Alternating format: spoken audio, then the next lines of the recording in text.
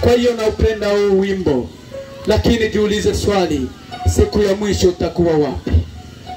Kwa sababu uwe tajiri, uwe maskini, sisi wote tunachangia kifo, lakini siku ya mwisho utakuwa wapi? Bwana Yesu asifiwe tena. Kwa hiyo kwanza jana nilifundisha habari ya kwamba ukubali kupoteza vyote, usikubali kupoteza valere yako. Ukubali kupoteza vyote, lakini usikubali kupoteza valere yako. Na hiyo ndiyo tema ambayo tunaendelea nayo.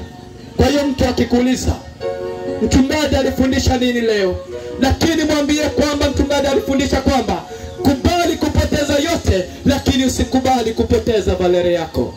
Bwana Yesu asifiwe tena. Na hiyo jana nilisema kwamba utajiri unaweza kukusaidia kupoteza valere yako, na umaskini unaweza kukusaidia kupoteza valere yako. Kwa sababu jana tuliona hadithi ya mwana mpotevu. Biblia inasema kwamba hakukuwa maskini, alikuwa tajiri, lakini utajiri ndio uliomsukuma kupoteza valere yake ambayo alikuwa nayo. Bwana Yesu asifiwe tena. Lakini pia katika habari ya umaskini, kuna watu wengi ambao wanahangaika, kuna watu wengi ambao wanateseka, na kwa sababu ya kuteseka wanapoteza valere yao. Na kwa leo wengine wanaitwa mwizi, wengine wanaitwa mbaraga, wengine wanatenda mambo ambayo ni ya kwenda kupoteza valere yako. Lakini leo nakwambia kwamba kubali kupoteza vyote, lakini usipoteze valere yako.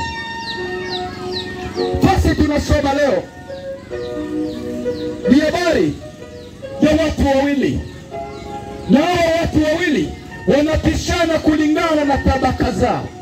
Biblia inatuambia kwamba mmoja alikuwa tajiri, na yule tajiri Biblia haijamtaja kwamba jina lake alikuwa nani, lakini Biblia inasema kwamba anaitwa tajiri. Lakini mtu wa pili anaitwa Lazaro, lakini poste no yake Biblia inamuita kwamba maskini.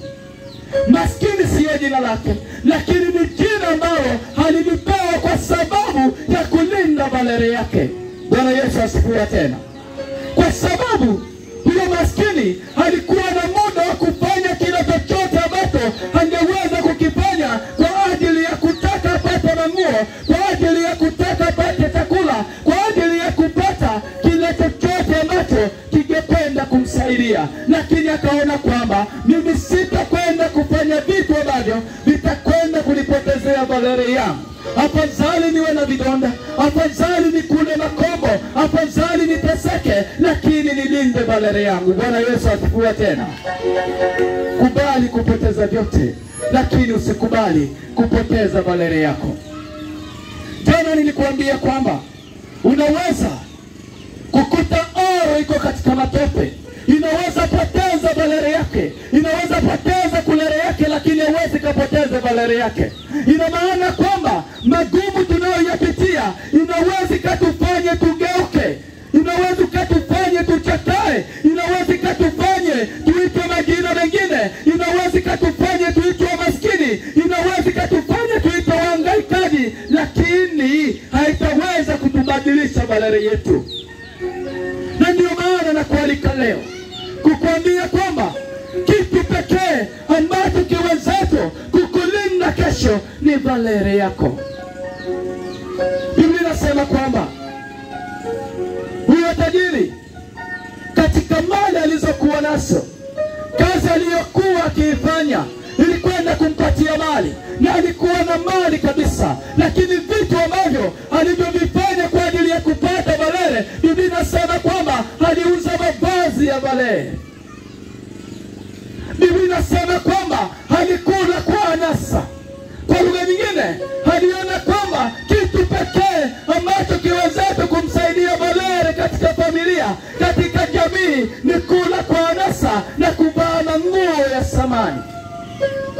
Imagine leo kuna watu katika jamii ili waonekane kwamba wana Valere. Wengi wanauza magransper, wengine wanauza mabazarisha ili waonekane wanakuwa na Valere, lakini siku ya mwisho wengine ndio watakwenda kuvivaa. Ina maana kwamba ni Valere ya muda mfupi. Na ndio maana nakwambia kwamba usihangaikia Valere ya muda mfupi. Linda Valere yako ambayo itakusaidia maisha yako. Kitu kimoja ambacho nakuambia, kesho inaandaliwa leo. Na kama kesho inaandaliwa leo, inaandaliwa na kila ambacho unachokitenda. Usisubiri kwamba kesho ijiandae yenyewe, na haitawahi kujiandaa wenyewe, kwa sababu Valere ya kesho inalingana na kile ambacho unachokifanya leo. Bwana Yesu asifiwe tena. Biblia inasema kwamba yule maskini alikuwa maskini wa hali ya chini zaidi sana. Maskini wa kula chakula mpaka ikae chini ya mlango wa huyo tajiri. Maskini ambaye ametokwa na vidonda. Ina imani kwamba katika Biblia yawezekana ni yeye tu na Ayubu ndio watu ambao wamefika katika tabaka hiyo. Lakini katika umaskini wake hakusema kwamba nitaiba ili nipate nguo. Hakusema kwamba nitadanganya ili nipate chakula. Hakusema kwamba nitakwenda kufanya kilicho kinyume ili nipate kile ambacho ninachokikosa. Lakini aliona kwamba afadhali niendelee kuhangaika ili kesho yangu ikuwe nzuri. Bwana Yesu asifiwe tena. Bwana Yesu asifiwe tena. Wengi wanahangaika kwa sababu ya bazarishe. Kuna wengine wanahangaika kwa sababu ya gransper. Kuna wengine leo wanahangaika kwa mambo ambayo ukiyatafakari utakuta kwamba si mambo ambayo yatakwenda kuwasaidia kitu, lakini ni mambo ambayo yatakwenda kuwaharibu. Bwana Yesu asifiwe tena. Bwana Yesu asifiwe tena. Jameni, tuko pamoja. Biblia inasema kwamba yule maskini katika maisha yake yote, Biblia inasema kwamba kifo kilifika siku moja. Wakati kifo kilipofika, Biblia inasema kwamba malaika wa Bwana akakuja na kumchukua. Wakati alipokuja na kumchukua, akampeleka moja kwa moja na kumtia kwenye kifua cha Ibrahimu. Bwana Yesu asifiwe tena. Angalia, kuwepo katika kifua cha Ibrahimu ni alama ya kuonyesha kwamba ulimwengu ulikwenda kuhangaika, ulimwengu ulikwenda kuteseka, lakini kwa sababu ulilinda Valere yako, leo utakwenda kupumzishwa mahali pazuri. Bwana Yesu asifiwe tena. Wale wote ambao wanaolinda Valere yao wakiwa hapa duniani, mwisho wao ni kulindwa mahali pazuri. Lakini wale ambao wanaopoteza Valere yao wakiwa hapa duniani, mwisho wao ni kuteseka. Bwana Yesu asifiwe tena. Hakuna Valere pasipo Yesu Kristo. Valere yako iko ndani ya Yesu Kristo. Mtu mmoja aliniambia kwamba leo tumekunywa kabisa, lakini nikamwambia kwamba hata na mimi sikosi tumbo ya kuchunga pombe, wala sikosi kinywa cha kukunywa pombe. Lakini kama najizuia ni kwa sababu najua kwamba ndani ya kuzuia kuna Valere, na hiyo Valere nitatuma kesho yangu ikuwe vizuri kuliko leo. Bwana Yesu asifiwe tena. Bwana Yesu asifiwe tena. Angalia, mchungaji alisema kwamba wengi wamekuwa, lakini kazi yao tu ni kutafuta watoto wa 2000. Bwana Yesu aturumie tena. Kazi yao ni kutafuta watoto 2000.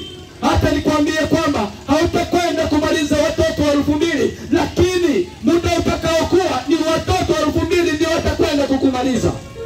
Bwana Yesu aturumie tena. Kwa sababu kama ukipoteza badala yako, mwisho wako utakuwa mbaya na utaenda kuhangaika. Biblia inasema kwamba yule tajiri naye akafariki. Na wakati alipofariki akazikwa. Na wakati alipozikwa, Biblia inasema kwamba akaenda kuzimu. Wakati alipoenda kuzimu, akaanza kuteseka. Na wakati alipoanza kuteseka, Biblia inasema kwamba akaangalia, akaona Ibrahimu kwa mbali. Na wakati alipoona Ibrahimu kwa mbali, akatazama, akaona maskini Lazaro ametiwa kwenye kifua cha Ibrahimu. Bwana Yesu asifiwe tena. Kwa hiyo, kwa wale wanaohangaika kwa ajili ya kulinda badala yao, siku moja watakwenda kupata faraja. Siku moja watakwenda kupata raha. Siku moja watakwenda kutulizwa. Siku moja watakwenda kupata amani. Siku moja watakwenda kula raha. Na ndio maana nakuuliza, leo yako nafanya nini?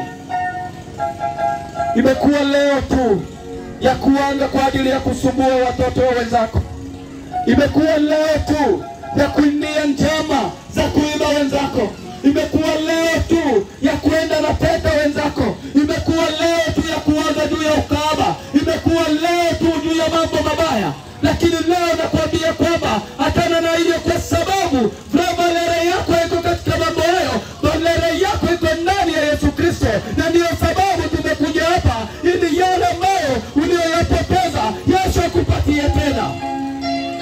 Bwana Yesu asifiwe tena. Bwana Yesu asifiwe tena. Mtu mmoja nimekutana naye leo, nikamuuliza kwamba mbona nimeona umenyolewa kipara? Ni mwanamke. Akaniambia ilio asike anyaro. Bwana Yesu aturumie tena. Ilio asike anyaro. Sasa nikamuuliza swali, huyo roho katika Biblia, nani alinyolewa kipara ili apokee huyo roho? Nani alinyolewa kipara ili apate kupokea huyo roho? Kama sio mambo tu ya kujidanganya bure. Tunaye Yesu ambaye anapana roho kwa bure, si kwa ajili ya pesa, si kwa ajili ya kulipa watu, si kwa ajili ya makaribisho, si kwa ajili ya kutenda vitu tofauti, lakini tumepata roho kwa bure. Tafadhali, kuna wale wanaohangaika mchana na usiku. Wengine watafika hatua ya kuiba ili kutafuta pesa za kupokea roho. Wapi pale ambapo Roho Mtakatifu alipokea kwa pesa?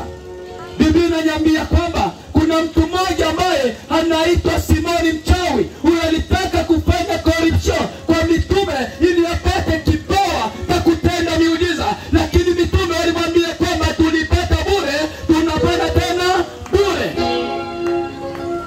Bwana Yesu asifiwe tena. Bwana Yesu asifiwe tena.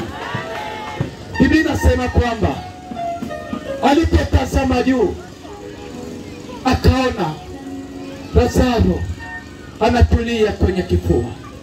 Lakini pia akasema, Ibrahimu baba yangu, unisamehe, lakini pamoja na yote unisaidie Lazaro atonge kidole chake katika maji ili anitie hata kwenye koromeo, kwa sababu nimeona kwamba imekauka, ninaungua kwa moto.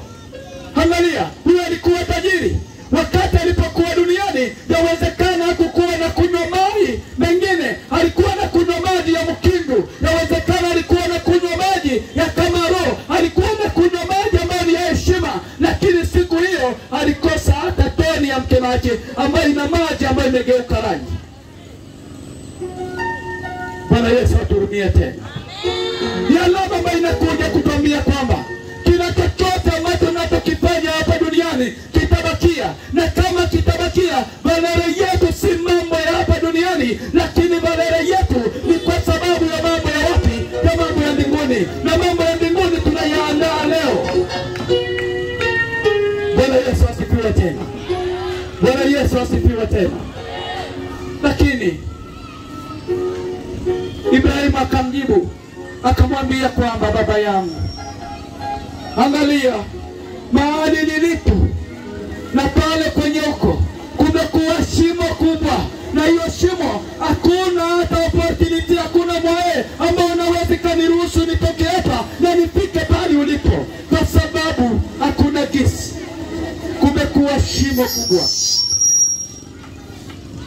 Lakini Biblia inasema kwamba alipoona yale akamwambia Ibrahimu, akamwambia baba, angalia nyumbani ninapotoka nina ndugu wengine 5 ambao wanabakia huko. Ningeomba kwamba uwatumie huyo Lazaro ili aende kuambia kwamba wasiteseke kama nilivyoteseka, waambie kwamba wasiendelee kutenda matendo maovu kama niliyoyatenda, ili nao wasije wakaingia kwenye moto.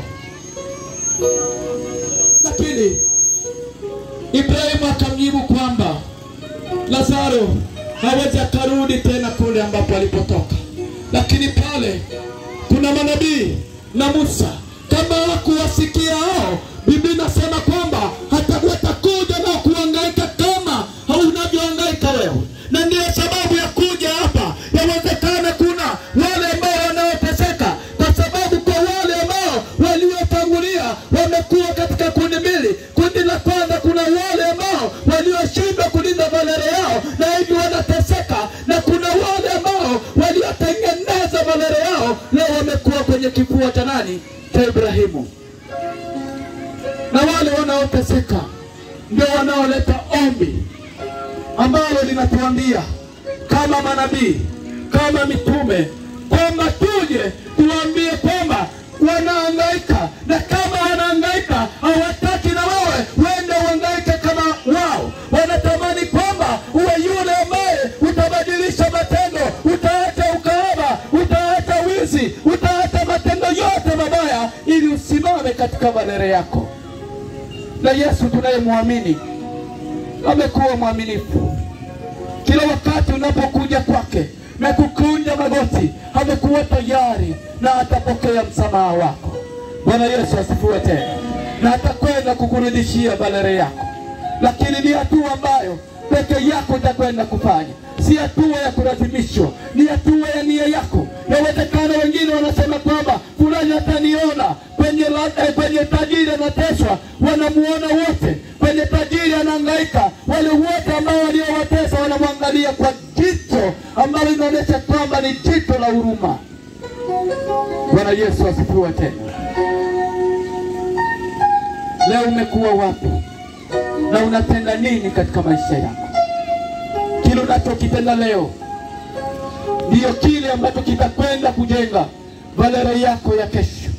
Tunaweza tukatie valere zetu manguo, lakini manguo tutaiacha. Na wakati tutakufa, tutaangalia wengine watakuwa wanalia, lakini wanasema baze ele bila mumbunda ndo nitabeba. Wengine wanasema kwamba ele grand super bila mumbunda ndo nitabeba. Na ndio maana nimekuja leo kukuambia kwamba usihangaikie grand super, usihangaikie baze, usihangaikie mkwardo, usihangaikie mambo mengine, lakini hangaikia Yesu.